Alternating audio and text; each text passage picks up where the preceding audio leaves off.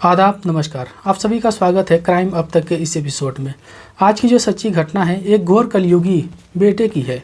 दरअसल वह बेटा जो कि अपने दो सगी बहनों का रेप तो करता है, उनका बलात्कार करता है, उसके बाद वह अपनी ही मां के साथ बलात्कार करने की कोशिश करता है। दरअसल आज की ये घटना समाज को शर्मसार करने वाली है ही, इसके साथ ही उस कलयुगी बेटे के साथ जो होता है वह भी बहुत भयानक होता है। दरअसल आज की जो सच्ची घटना है यह उत्तर प्रदेश के आजमगढ़ की है। दरअसल आजमगढ़ में ही स्थित रानी की सराय थाना क्षेत्र के एक गांव में कुछ व्यक्ति जब नहर के किनारे से सुबह का वक्त होता है गुजरते हैं तो उन्हें बोरी में पड़ी एक संदिग्ध चीज़ दिखती है, जिसको देखते ही उनको आशंका होता है। आशंका होने के बाद वह लोग रानी की सराय पुलिस चौकी में फ़ोन करते हैं और फ़ोन करने के बाद जैसे ही पुलिस को पता चलता है वह तुरंत ही नहर के पास पहुँचती है और पहुँचने के बाद देखती है कि नहर के किनारे एक बोरी पड़ी हुई है, जिसको बाहर निकलवाती है। पुलिस बाहर जब निकलवाती है, निकलवाने के बाद उस बोरी को खोलती है तो उसमें एक व्यक्ति की लाश पड़ी मिलती है। पुलिस उस एरिया की छानबीन करती है। छानबीन करने के बाद उस बोरी में से लाश को निकलवाती है और निकलवाने के बाद उसका फ़ोटो लेती है और छानबीन में जुट जाती है। वहाँ के नज़दीकी ग्रामीणों से जब बातचीत करती है तो वह लोग कुछ भी नहीं बता पाते। तो जो रानी की सराय की पुलिस होती है वह उस बॉडी को पोस्टमार्टम के लिए भेज देती है और भेजने के बाद उस व्यक्ति के पहचान और छानबीन में जुड़ जाती है। इसी दौरान पुलिस को पता चलता है कि वह जो व्यक्ति है उसका नाम बबलू है और उसकी उम्र 28 साल है, जो कि उसी गांव के रानी की सराय के ही रहने वाला होता है।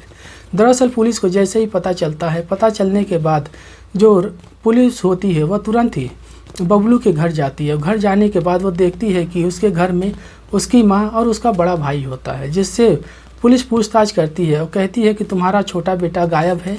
तो जो उसकी माँ होती है वह कुछ भी नहीं बोल रही होती है। जो उसका बड़ा भाई होता है जब उससे पूछताछ करती है पुलिस तो वो भी कुछ नहीं बोलता।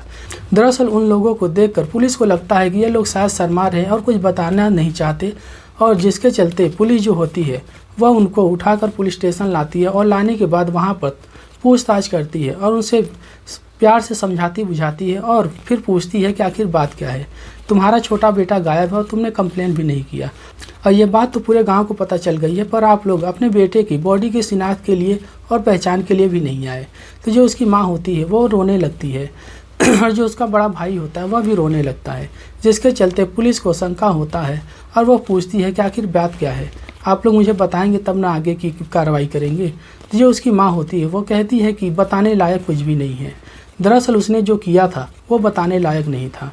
तो जो पुलिस होती है वो पूछताछ करती है और आगे की छानबीन में जुटती है। तो जब पुलिस उनसे प्यार से पूछताछ करती है तो जो बबलू की माँ होती है वह रोते हुए कहानी बताती है। दरअसल वह बताती है कि जो बबलू होता है जिसकी उम्र 28 साल होती है, उसकी दो बहनें होती हैं जो कि उससे छोटी होती हैं। जब उसकी बबलू की माँ बताती है कि वह कई दिनों से अपनी दोनों छोटी बहनों के साथ बलात्कार किया करता था, जिसके चलते एक दिन जब उसकी माँ घर में अकेली होती है तो देखती है कि उसकी जो छोटी बेटी है वो बैठे हुए रो रही होती है, जिसके चलते जो बबलू की माँ होती है वह पूछती है कि आखिर बेटा तुम्हें क्या हुआ है। तो जो उसकी बेटी होती है छोटी, वो कुछ नहीं बोल रही, वो बार बार रो रही होती है, जिसके चलते 1-2 दिन का वक्त और बीत जाता है और इसी तरह से दोनों बेटियां कभी उदास होती थी, कभी रोने लगती थी।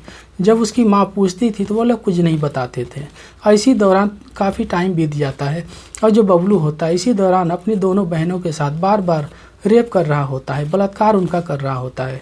इसी दौरान एक दिन जो उसकी छोटी बहन होती है वह अपनी माँ के पास जाती है और रोते हुए उनके गले लग जाती है और गले लगने के बाद जो माँ होती है वह पूछती है कि बेटा आखिर क्या हुआ है। तो जो छोटी बहन होती है उसकी वो पूरी कहानी बताती है और बताती है कि कई दिनों से बबलू भैया मेरे साथ बलात्कार करते हैं और रोज़ रात को करते हैं। तो जो उसकी माँ होती है वह सुनते ही हैरान परेशान हो जाती है, वह डर जाती है कि आखिर ये क्या बोल रही है। तो वह अपनी बेटी को 2-3 थप्पड़ लगाती है और लगाने के बाद कहती है ये क्या बोल रही है। तो जो उसकी छोटी बहन होती है वह बताती है कि माँ मैं सच बोल रही हूँ, नहीं यकीन हो तो बड़ी दीदी से पूछ लो। जब वह अपनी बड़ी बेटी से पूछती है तो वह भी कहती है कि हाँ माँ, बबलू भैया जो हैं वो कई दिनों से रोज़ रात को हमारे साथ बलात्कार करते हैं और रोज़ रात करते हैं, जिससे हम लोग तंग आ चुके हैं। तो जो उसकी माँ होती है वह जैसे ये बात सुनती है समाज के डर से और शर्मिंदगी की वजह से अपने दोनों बेटियों को ननिहाल भेज देती है और ख़ुद भी चली जाती है। पर जो बबलू की माँ होती है वह कितने दिन अपने ननिहाल में रुकती है। वह थोड़े दिन बाद अपने घर वापस आ जाती है और आने के बाद अपनी बेटियों को ननिहाल में ही छोड़ देती है, जिसके चलते एक दिन जो बबलू होता है वह नशे की हालत में आता है और आने के बाद वह अपनी माँ के साथ ही जोर ज़बरदस्ती करने लगता है। जोर ज़बरदस्ती के चलते कैसे कैसे जो उसकी माँ होती है अपनी इज्जत बचाती है, अपनी जान बचाती है, पर वह उसी दिन ठान लेती है कि बबलू का कुछ न कुछ तो करना पड़ेगा, जिसके चलते वह अपने बड़े बेटे से बातचीत करती है और बातचीत करने के बाद वह कहती है कि 2 जवान बेटियां हैं घर में और ये बबलू की हरकत ऐसी है, आखिर करे तो क्या करें, आखिर कितने दिन अपने जवान बेटियों को बाहर रखेंगे और किन किन रिश्तेदारों के घर रखेंगे, आखिर क्या करें। आज को तो मैं अपनी इज्जत बचा पाई हूँ, नहीं तो आज तो ये मेरी भी इज्जत लूट लेता।